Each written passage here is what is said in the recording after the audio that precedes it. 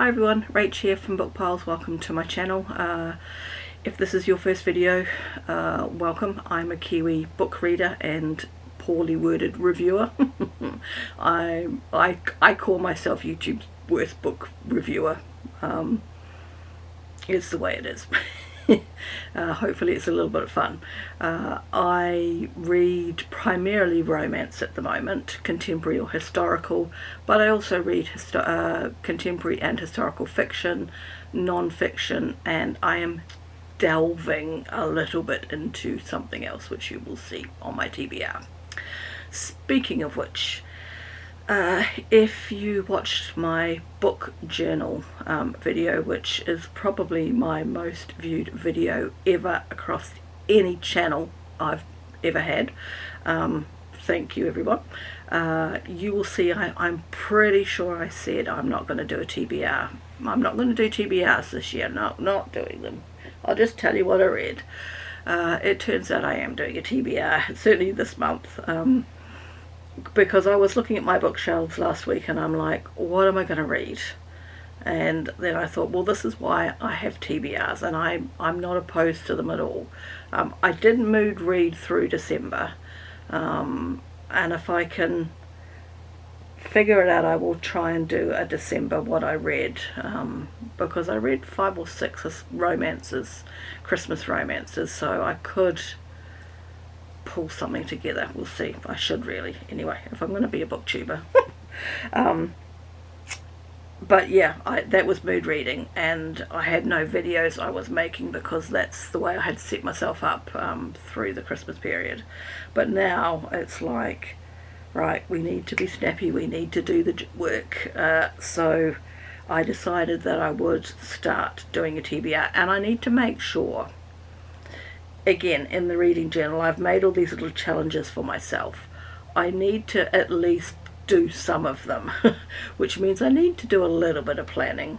So I've selected 5 books, and I'm hoping that it will leave me a little bit of time for some mood reading as well. I'm aiming for 5 books a month, but if I can get 6 or 7 I would be happy.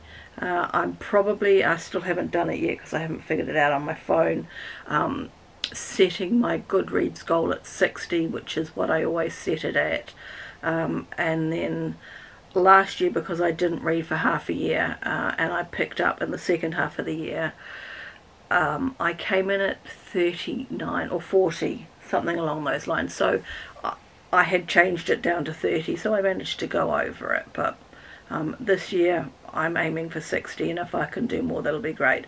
I don't listen to audiobooks. I don't like, I need to try it. I need to say I don't like it. I don't like the idea of them. I think I'm not an auditory learner. I'm a visual learner, so I like the reading. Similarly, I think that's all, isn't it? Audio, yep, physical Kindle audio. So yeah, so I think that's how a lot of people can get a lot of books, is because they put an audio book on and they do their housework. Because I have to listen now for a parent with dementia, I can't do that. So I am either reading a physical book or I'm reading a Kindle, and I only read one book at a time. And that said, if I get into the book, I can read it in 48 hours. I could read it in a day if I had no responsibilities, but I can get through a book quite quickly if I really like the book. So I'm aiming for 5 a month, and if I can do a couple more, that'd be cool, but it's no big deal. So I have actually finished the first book, and I actually started it on the 31st of December anyway, so it took me 3 days to read, and it's a non-fiction, and it's Structuring Your Novel by K.M. Welland, and I'm not going to review it or anything like that, but I wanted to read it because I am also giving romance writing a go, and I do have a romance writing channel called Rach P Writing As ... If you want to follow that journey at all, you're not obliged to, unless you're interested in that thing. So I wanted to get this one read because I'm still in the learning phase, so book 1 is actually ticked off the list and won't be reviewed. So when I go back over the books at the end of the month, I won't be including that one. The next book on my list is, because, again, to do with my writing. I actually have brought a course by Jojo Moyes, and I've actually never read a Jojo Moyes. I've owned this for goodness knows how long. It doesn't have the price tag on it, so I don't know if I brought it back from the UK. Let me just check something here. I reckon I did. It's got £7.99 on the back. I think I brought this back from England 10 years ago. When was it published? So that will answer that question as well. 2010. Yeah. So chances are I brought this back from the UK, and I've never read it. I've never read any of the books. I've not seen any of the adaptations into movies. But because I'm doing her course, I felt like I wanted to read a book of hers, and I'm going to do the course first probably, or I will read the book along with doing the course. I'm not sure which is the next book I'm going to read. So this is obviously The Last Letter from Your Lover, and it's a dual timeline, one story set in 1960, one story set in 2003, and it is basically the lady in 2003 comes across a set of letters written from the 60s to do with the storyline written in the 1960s, and their lives just sort of entwine as she pieces together this historical romance, if you like. Yeah, it sounds interesting. I don't believe it's part of any series, because I know some of them are, but I don't think it is. So that is one book I'm reading. The next book, and if you've ever watched any of my videos, and if you have, bless your heart, sit down, put down anything sharp, put down a hot drink. The next book on my TBR is this. Yep, that is not a historical or contemporary romance at all. Why, you might ask? It's a very good question. Well, firstly, if you have been watching any of my videos along the way, you know that I am interested in reading some sort of detective series book that is not full of gore. And I'm still looking for that, and I haven't borrowed any books on suggestions yet to check things out, all of that. I was watching somebody's book journal video, and they showed this book, and they flicked at it. I don't know if you can see and tell very well. It's basically written as murder case notes. It's from what do I say? So the person was found dead in the family home, in the garden of the family home in 2003. Gosh, is it related to the other book? And then the murder goes unsolved. Now secrets will be revealed live on camera. Years later, a group of experts re-examine the evidence on Infamous, a true crime show with shocking results. Does the team know more than they're letting on? Can you solve the case before they do? The truth will blow your mind. It sounds like something I want to read. I'm hoping it's not overly gory, but it's the fact that it's like written like case notes, rather than just your bog standard book, intrigued me. So this was my Christmas present to me, basically. So that is on my TBR.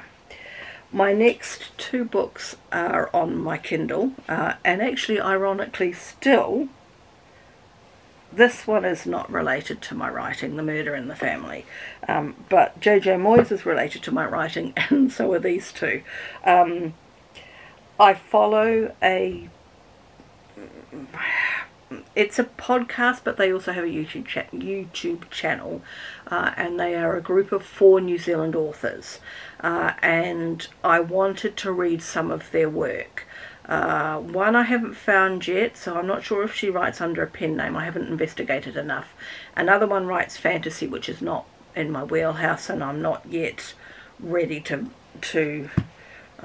delve into fantasy yet. And then the other two, one writes contemporary romance and one writes historical romance. Although I noticed one of them has another pen name, and did it say she writes detective stuff as well? I need to look into that. Anyway, so on my Kindle I have Lady in Disguise by Wendy Vella. I will say the YouTube channel, I watch them on the YouTube. On YouTube. Words are not good for me, and I want to write. It's the SPA, S-P-A Girls podcast, something like that. SPA Girls. If you put SPA SPA Girls writing, you'll find them. I find them very interesting to listen to, and the fact that they're Kiwis obviously is a boost for me, because they're bringing that knowledge as well sometimes, and other times it's just relevant to writing. It doesn't matter where in the world you are. So the first of those four ladies is Wendy Vella, and I'm reading from her a historical romance called Lady in Disguise. I've got my notes, which is why I keep looking away.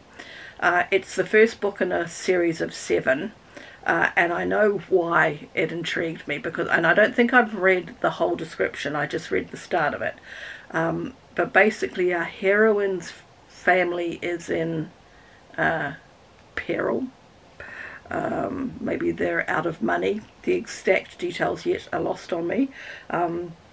But her way of trying to help her family is to impersonate a highwayman, and that will have been what caught my eye. So it looks like one of the first people she robs is, I don't know why I did that, a man who broke her heart 5 years ago. And she is now panicking because if anyone's going to suss her, it's going to be him, because he obviously knows her. It doesn't say whether he does suss her, but he becomes aware of her. He's returning from 5 years away, and he becomes aware that she is in dire straits and she is refusing his help. So how it all ties up, does he know she was the one that jumped into his carriage? I don't know, but now that I'm reading this again, I'm like, maybe this is the next book I read. I don't know. So that's number, I guess, 4 on my list. And number 5 is by Cheryl Phipps, and it's called Against the Tide, and it is also the first book in a series. And the tagline is a wedding planner on a cruise ship. And then it goes on to say that said wedding planner doesn't like water, and that the hero is an ex-marine, and somehow on this cruise ship romance is going to blossom between them, I guess. I didn't look at the length of Lady in Disguise, but Against the Tide is 216 pages, so I guess it's a little bit less than a full novel, maybe. I don't know. I need to check my word count thing. And I'm not sure about Lady in Disguise, whether that's a full-length thing. Anyway, so those are the 5 I've got so far.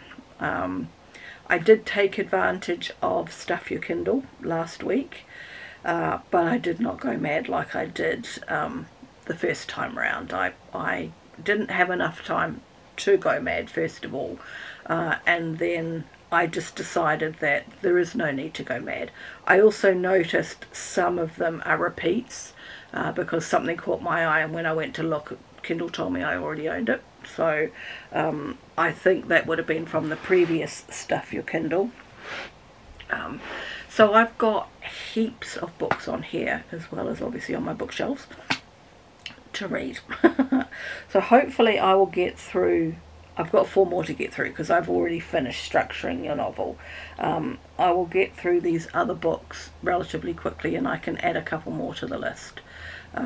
So we'll see how we go. What are you reading in January? Drop some books down in the description. No, I do the description, you do the comments. Drop some books down in the comments, and let's share some books. Okay everyone, I will catch you again soon, I hope. If I can rack my brains around telling you what I read in December. Do we want to know what I read in December now that it's January? Maybe, because you might want to find one of them for next December. We'll see. Anyway, I will catch you again relatively soon. Thanks everyone. Bye for now.